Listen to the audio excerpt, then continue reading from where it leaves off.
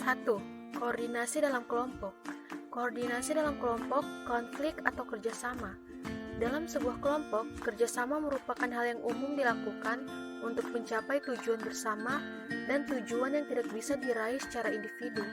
Saat kerjasama tidak dapat terjalin, akan menimbulkan sebuah konflik, yaitu proses di mana individu atau suatu kelompok merasa yang lainnya telah atau akan mengambil tindakan bertentangan dengan kepentingan mereka.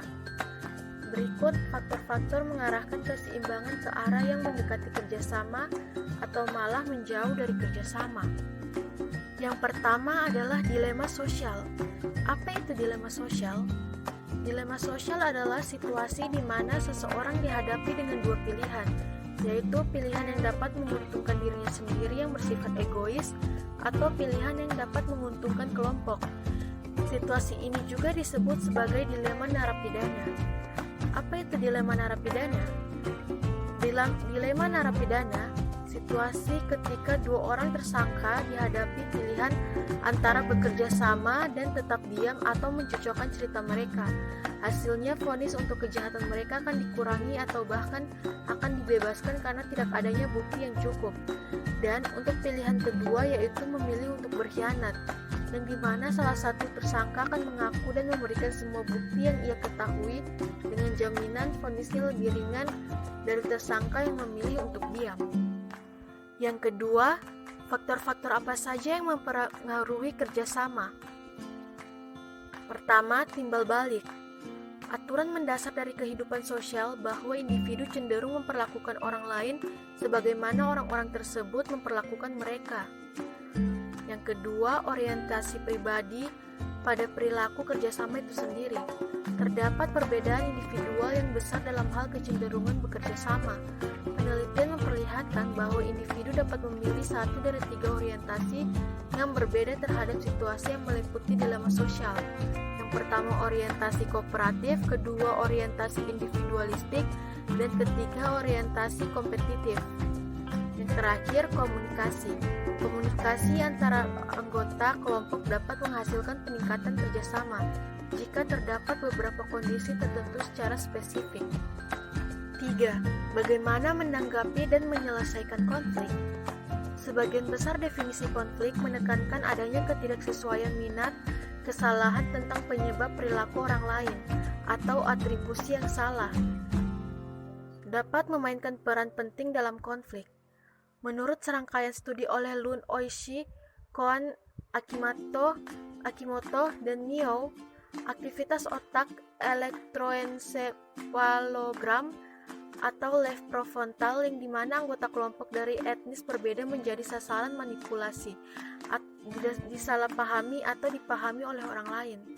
Contohnya pada orang Amerika dan juga Eropa, mereka akan merasa tertantang dan siap menghadapi mereka yang telah salah paham. Akan tetapi sebaliknya, mereka tidak akan termotivasi untuk menghadapi siapapun yang memahami mereka. Sedangkan orang Amerika keturunan Asia cenderung akan termotivasi untuk menarik diri jika dihadapi dengan situasi di mana mereka disalahpahami. Karena aktivitas yang terjadi pada area otak yang mencerminkan motivasi pendekatan harus dapat diamati secara berbeda dalam keadaan ini. Dan aktivitas dari otak mereka akan menjadi tinggi saat mereka dipahami oleh orang lain. Konflik dalam kelompok juga cenderung akan terjadi ketika para anggota bersaing memperebutkan sumber daya langka atau sebuah keinginan yang tidak bisa dicapai oleh semua anggota, melainkan hanya beberapa anggota tertentu. Dan hal ini dengan cepat dan akan menghasilkan konflik pada hubungan antar anggota. Yang terakhir atau yang keempat adalah perundingan. Perundingan atau negosiasi bisa dilakukan oleh seluruh anggota kelompok untuk menghindari atau meminimalisirkan konflik yang tercipta antar kelompok. Cara atau faktor yang mendukung perundingan berhasil ialah yang pertama dengan melakukan tawar-menawar yang bertujuan untuk mengurangi aspirasi pada lawan kita. Kedua adalah dengan orientasi menyeluruh dari sang perunding akan keseluruhan proses dari perundingan dengan memandang perundingan ini dari dua sudut yang berbeda, yaitu lose-win atau win-win. Juga tidak lupa untuk menawarkan hasil yang diterima akan lebih besar daripada hasil yang diterima saat mencapainya seorang diri. 2. Persepsi keadilan dalam kelompok. Berikut adalah ilustrasi situasi di mana individu menyimpulkan adanya ketidakadilan yang diperlakukan pada setiap anggota kelompok, yang disebabkan oleh ketidakseimbangan antara kontribusi yang mereka berikan pada kelompok dengan hasil akhir ataupun imbalan yang mereka terima secara relatif bila dibandingkan dengan orang lain. Contohnya adalah antara A dan B mendapatkan perlakuan yang berbeda. Salah satu di antara mereka mendapatkan perlakuan yang lebih baik daripada salah satunya lagi, di mana contohnya A dapat masuk kerja kapan saja, sedangkan B harus datang lebih awal dari semuanya. Kemudian, ada 3 keadilan yang dipersepsikan. Yang pertama adalah keadilan distributif atau distributive justice. Ini adalah kondisi di mana hasil akhir yang ada dibagi secara adil di antara anggota kelompok menurut apa yang telah dikontribusikan oleh setiap orang pada kelompok tersebut. Atau dapat kita sebut sebagai keadilan yang dinilai dari hasil akhir yang diperoleh. Yang kedua adalah keadilan prosedural atau procedural justice. Ini adalah keadilan yang dinilai dari prosedur yang digunakan untuk mendistribusikan hasil akhir yang ada di antara anggota kelompok. Atau dapat kita sebutkan, ini adalah adil atau tidaknya peraturan dan prosedur dalam hal membuat keputusan dan kebijakan yang digunakan untuk mencapai hasil atau sasaran tertentu. Kemudian untuk yang ketiga adalah keadilan interaksional atau interpersonal. Ini adalah derajat sampai sejauh mana orang yang mendistribusikan hasil atau menjelaskan ataupun menjustifikasikan keputusannya serta menunjukkan kepeduliannya dan sifat baik pada mereka yang menerima hasil tersebut. Lalu, reaksi pada ketidakadilan yang dipersepsikan. Ketika ketidakadilan berpusat pada hasil akhir atau keadilan distribusi, orang-orang mungkin berfokus pada mengganti keseimbangan antara kontribusi mereka dan hasil akhir mereka. Ketika ketidakadilan lebih berpusat pada prosedur atau keadilan prosedural, atau tidak adanya sikap baik dari orang yang menentukan pembagian hasil atau keadilan interaksional dibandingkan pada hasil itu sendiri atau keadilan distributif, individu dapat menggunakan taktik yang berbeda. Jadi, mereka mungkin dapat mengurangi kontribusi mereka atau meminta hasil akhir yang lebih besar. Ataupun mereka dapat mengambil langkah yang lebih drastis, misalnya meninggalkan kelompok tersebut. Individu yang merasa bahwa mereka telah diperlakukan secara tidak adil. 3. Pengambilan keputusan kelompok. Pengambilan keputusan oleh kelompok, bagaimana itu terjadi dan kesulitan apa yang dihadapi.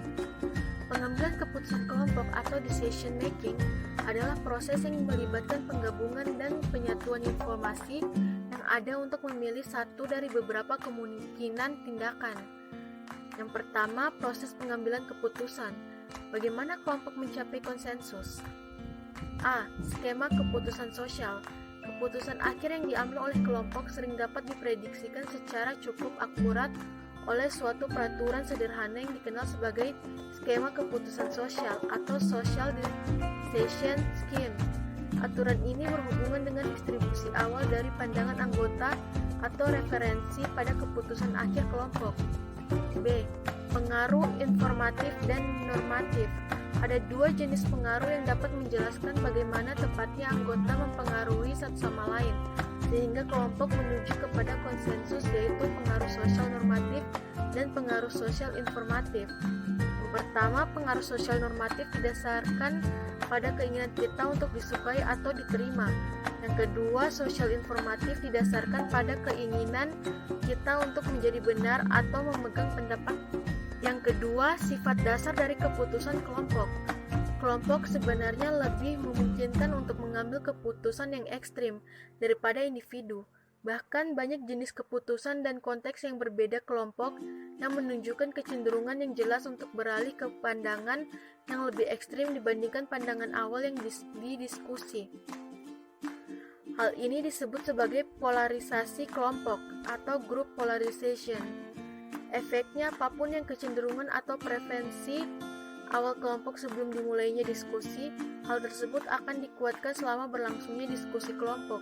Ada 2 faktor yang terlibat dalam terjadinya dampak ini. 1. Terlihat perbandingan sosial atau social comparison. Faktor kedua meliputi fakta bahwa selama diskusi kelompok, kebanyakan argumen yang dipresentasikan adalah argumen yang sesuai dengan kecenderungan dan preferensi awal kelompok. Ketiga, bahaya potensial pengambilan keputusan kelompok. Yang pertama, groupthink. Ketika kohesivitas yang terlalu tinggi menjadi hal yang berbahaya, groupthink adalah kecenderungan dari anggota kelompok yang sangat kohesif untuk mengasumsikan bahwa keputusan mereka tidak mungkin salah, bahwa semua anggota harus mendukung keputusan kelompok secara kuat, dan bahwa informasi yang berlawanan dengannya harus diabaikan. Ada 2 faktor yang menyebabkan groupthink. Yang pertama, tingkat kohesivitas yang sangat tinggi di antara anggota kelompok. Norma kelompok yang muncul yaitu norma yang menyatakan bahwa kelompok adalah sesuatu yang sempurna dan superior secara moral. Pemrosesan informasi secara bias dalam kelompok, yaitu pemrosesan informasi yang ada dengan cara yang memungkinkan untuk mencapai keputusan yang diinginkan. Kecenderungan kelompok gagal untuk membagi informasi yang unik pada setiap anggota.